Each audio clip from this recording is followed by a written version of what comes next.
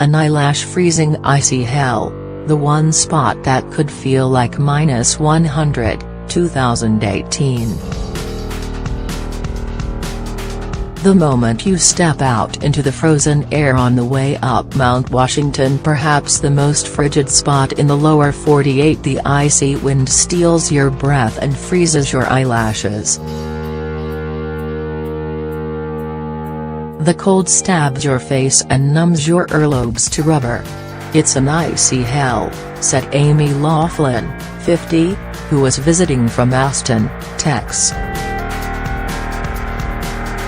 and scaling the mountain, the highest in the Northeast, in the back of a SnowCoach van retrofitted with tank-like treads to handle the blowing snow and treacherous roads. Sign up for the morning briefing newsletter.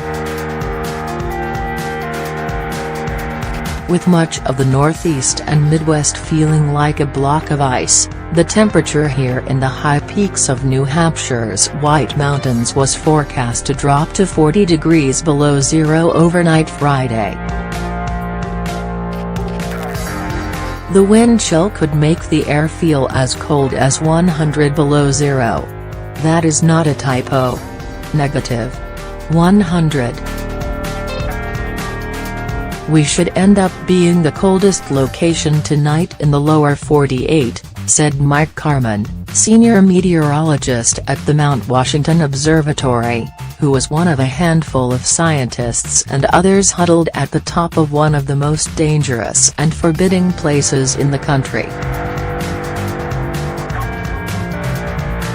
"We basically just start saying it's stupid cold outside."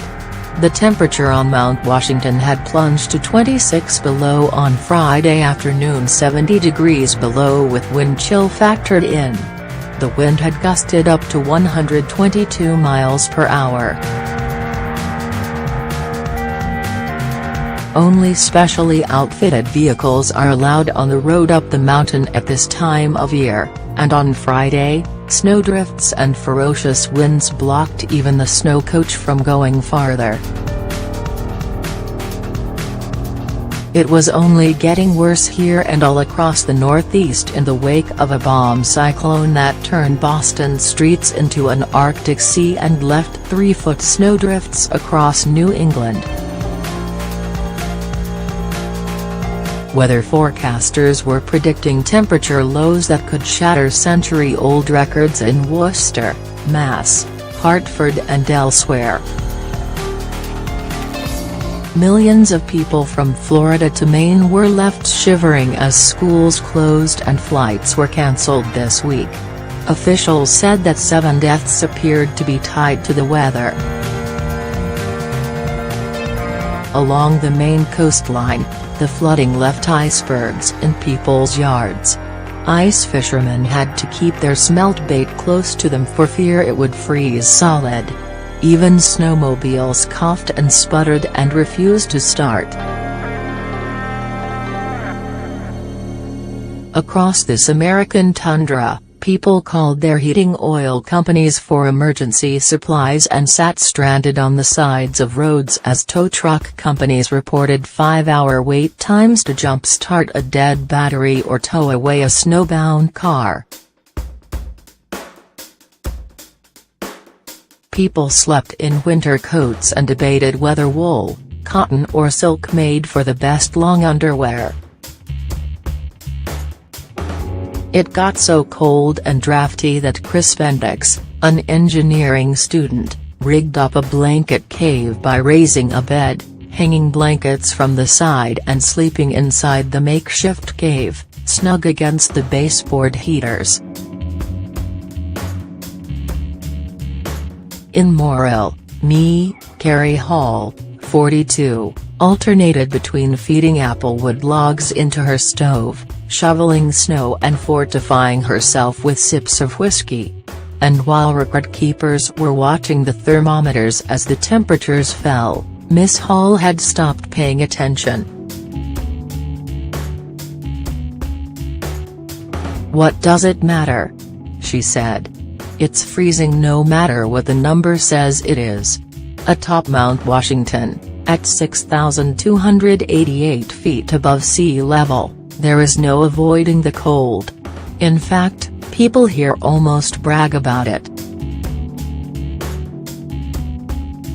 We're not necessarily the coldest in the country, we're not necessarily the windiest, it's the combination that we have of the winds and the temperatures and a lot of fog and a lot of snow, Mr. Carman said. That, he said, is why we consider ourselves one of the most extreme places on Earth. The meteorologists make hourly trips outside to check their instruments and measure the temperature, wind speed and precipitation. So they sheathe themselves in 5 layers and pull on ski masks and goggles. But the cold always finds a way to sneak in. It kind of feels like you're stepping out into a pool of cold water, Mr. Carman said. Even within a few minutes of standing outside at 3,900 feet, 2/3 of the way up, toes and fingers, including those wrapped in multiple layers of clothing, can quickly go numb. The wind turns snowflakes into projectiles that feel as if they are piercing any skin that is exposed. It was enough to send Miss Loughlin back into the SnowCoach while her husband, James, continued to brave the elements. "Love you, mean it," she shouted to him over the howling wind as she sought shelter.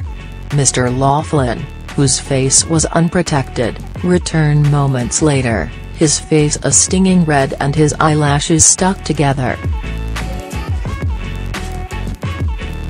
"I learned a valuable lesson out there," he said. "Goggles. Just driving on the roads around here was an ordeal on Friday, as one young couple found out after they spent Thursday night in a nearby cabin.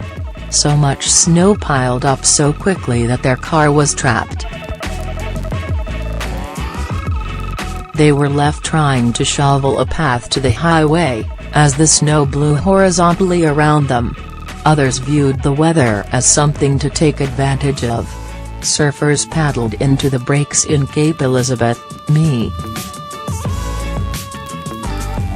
Tim Denquaer, 26, and Ian Hancock, 25, were preparing their skis at the base of Mount Washington to spend the day avalanche training.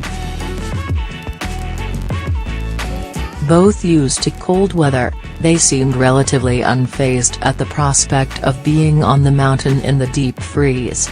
Mr. Denquaer said he knows it is cold when I can't feel my face after 5 minutes.